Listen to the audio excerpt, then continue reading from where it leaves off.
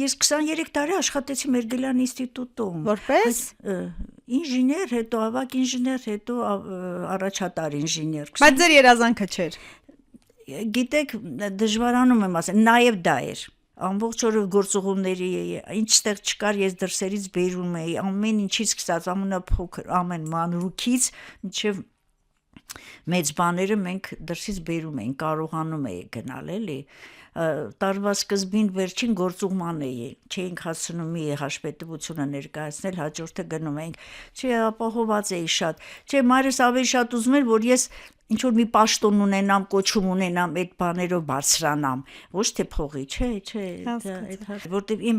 հետաքրքրությունների շրջանակը այնքան մեծ է ու հարուստ, որ ես չգիտեմ որտեղ ինձ կգտնեի, եթե ես գնայի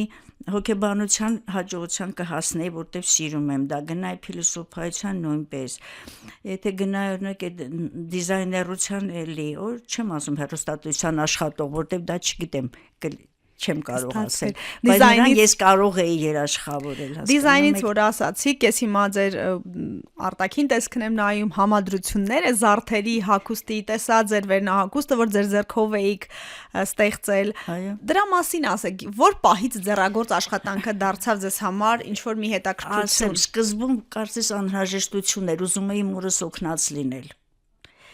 շատ դժվար էինք ապրում էլ, դե ընդհանրապես Սովետում բոլոր այնքան ցածր մակարդակով, կենսամակարդակով էին ապրում, բայց դե մեզ էլ հայրս որ չկար, ասում եմ, անդադ ես մտածում եմ ոնց անեմ օգտակար լինեմ, կարիք ավելի ուժգին էր։ Հա, մայրս գիտեր գործել, ինձ սովորեցեց թեթև գործել, հետո արդեն սկսեցի ինստիտուտի տարիներից, սկսեցի եւ ձեռքով հետո մեքենա գործելու մեքենան մոդա եկավ, դրանով սկսեցի գործել, հետո անհատական ցուցահանդես ունեցա ժողովրդագործությունների տանը, դա շատ մեծ ազդակ եղավ շարժարիտ, որ ավելի գնամ առաջ, էլի ոնց որ ինքնասիրությունս շոյվեց, որտեվ ինձ տվեցին ժողովարդպետի կոչում։ Դուք գործում եք շուղերով, գործում եք հելունով, կարպետ, մակրամե, տոհասեղնագործություն, քիչ, թեթև բանով զբաղվել եմ տեխնիկագործությամբ, փափուկ տեխնիկների, հետո ուլունքներով ծաղիկներ էին սարքում, այդ մեր դասատուն էլ մեզ թողեց կիսատ գնաց Արգենտինա, այդպես հիմա Ինչ է տալիս այս ձեռագործը։ Մանր մոտորիկան է։ Ես դրա մասին այդքան չեմ մտածում, որքան դի ստեղծեմ։ Ես մի բան նայում եմ, տեսնում եմ, դա պետք է իրագործվի, ուրեմն իրագործվի։ Ինձ ասում են, կարողանում ես վաճառել։ Չէ, չեմ կարողանում, որովհետև այդ ուղղությամբ ոչինչ չեմ անում։ Ես գիտեք ինչ եմ պատասխանում, ասեմ, գրողը նա չի, որ կարողանում է գրել, նա է, որ չի կարող չգրել։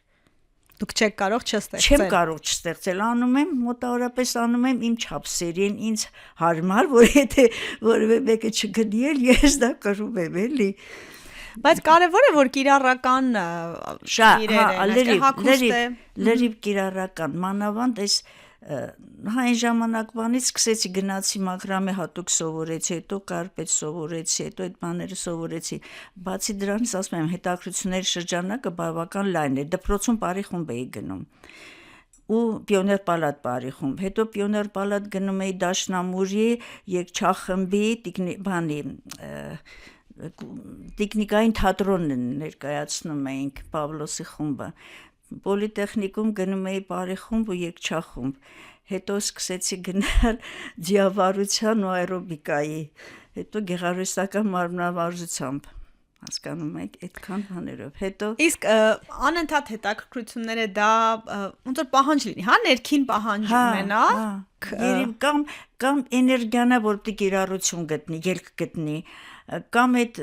ինժեներական մտածողությունը ստիպում այդ երևակայություն, չգիտեմ, երևակայությունս պայծառ եղել դրա համար եմ պոլիտեխնիկ գնացել, թե պոլիտեխնիկը երևի եղել է, մի քիչ պոլիտեխնիկներ պրակտիկ գործբանա տվել դրան, էլի, բազմապատկել է, այն 0.1 ստորակ այդ վերջում մեկը բազմապատկել է, էլի, դարձել է բավական։ Դուք պատմում եք, ես մտածում եմ, եթե այդ ամբողջ էներգիան, որ տարբեր ծառի պես կարծես է տարբեր ճյուղավորումներ է ստացել, մի ուղղությամբ ուղեիք, եթե ունենայիք այդ հնարավորությունը, այդպես կանեիք, թե բազմազան հետաքրքիր։ Չէի կարող, մայրս անընդհատ ասում էր, ինձ խարակում էր, ասում էր, լավ է իմանալ մի բան հիմնովի ինքան դե հազար բան, բոլորն էլ թերի, կարծեմ Շիրազի խոսքն է,